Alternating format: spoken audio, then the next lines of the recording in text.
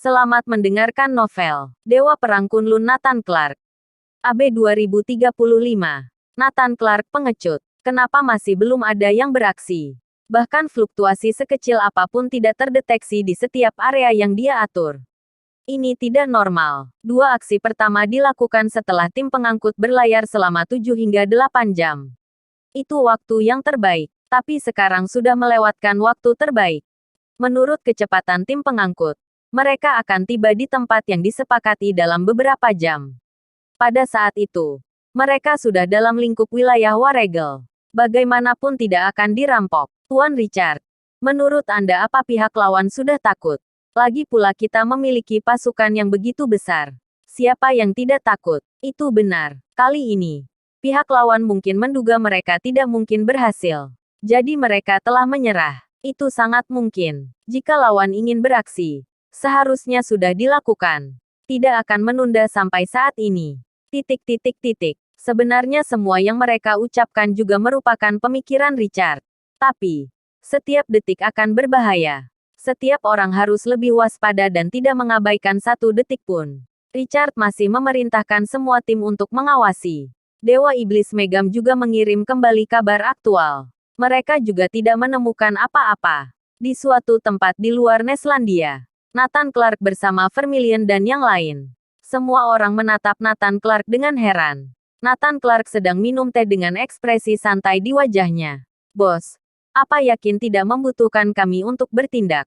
Tidak lama lagi, batu matahari akan diangkut sampai Waregel. Anda yakin kami tidak perlu bertindak?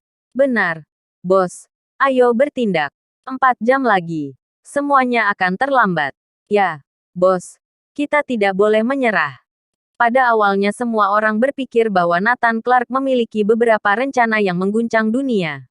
Tanpa diduga, Nathan Clark tetap diam. Melihat batu matahari akan segera diangkut ke negara Waregel, Nathan Clark masih minum teh dengan santai. Tidak panik sama sekali.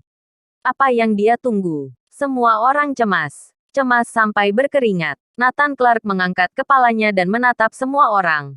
Tanpa perintahku, tidak ada yang boleh bertindak.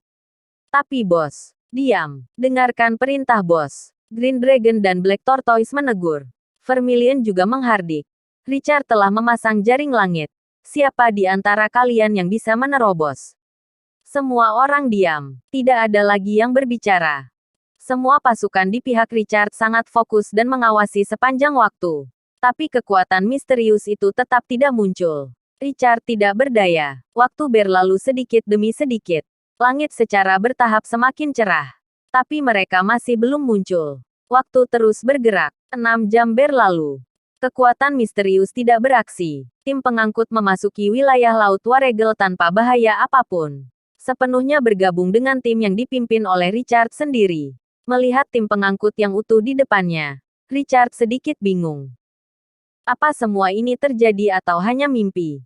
Mungkinkah itu mimpi? Benar-benar bisa diangkut kembali. Bukan hanya dia. Semua orang memiliki keraguan seperti itu. Ini tidak normal. Seperti mimpi. Orang-orang itu ternyata tidak beraksi. Bukan hanya keraguan mereka. Itu adalah keraguan seluruh dunia. Semua orang menantikan pertempuran yang belum pernah terjadi sebelumnya. Neslandia sedang menunggu kekuatan misterius untuk melakukan aksi kembali untuk menghentikan laboratorium para dewa. Tetapi mereka berhenti melakukannya dan memilih untuk menyerah. Pada akhirnya, kekuatan misterius membiarkan laboratorium para dewa mengangkut batu matahari itu. Memang, laboratorium para dewa sungguh hebat. Akhirnya menekan kekuatan misterius ini. Pengecut, mereka akhirnya menciut. Laboratorium para dewa benar-benar kuat. Jika mengeluarkan kekuatan asli, orang-orang itu tidak akan berani. Richard tidak tahu mengapa dia sedikit kecewa. Dia berharap mereka akan beraksi. Dengan begitu semua ini akan menarik. Lupakan saja. Pindahkan semua batu.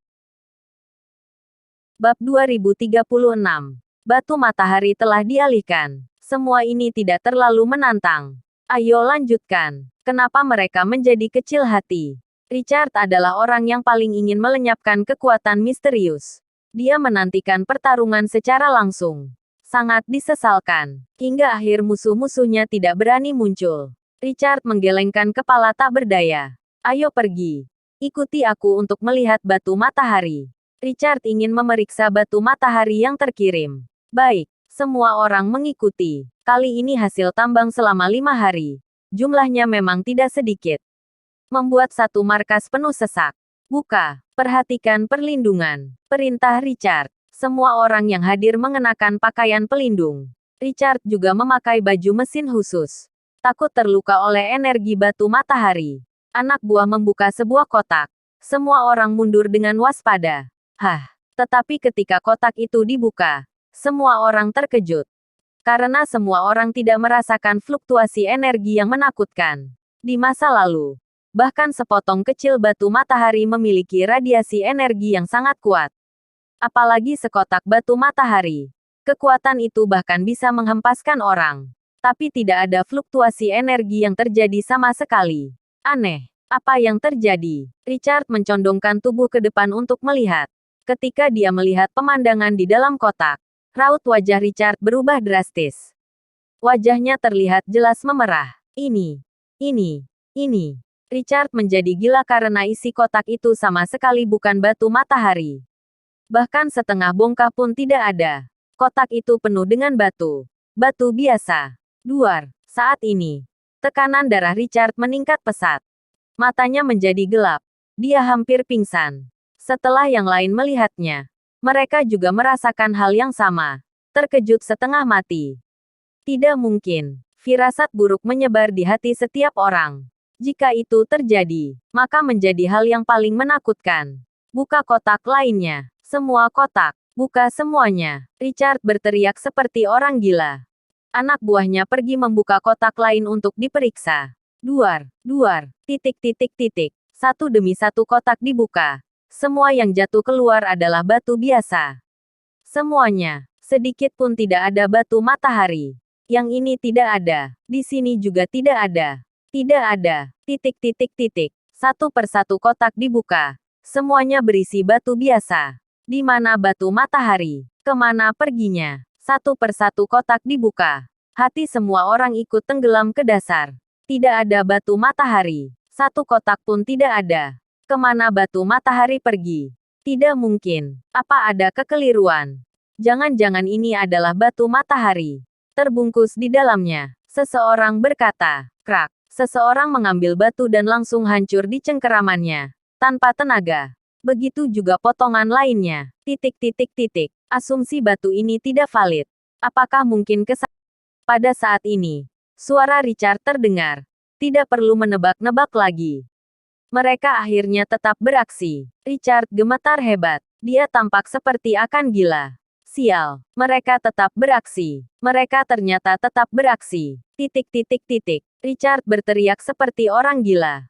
Semua orang terkejut, menatap Richard dengan linglung. Bukan karena kekuatan misterius itu pengecut dan tidak beraksi. Mereka telah beraksi dan diam-diam merampok batu matahari sejak awal.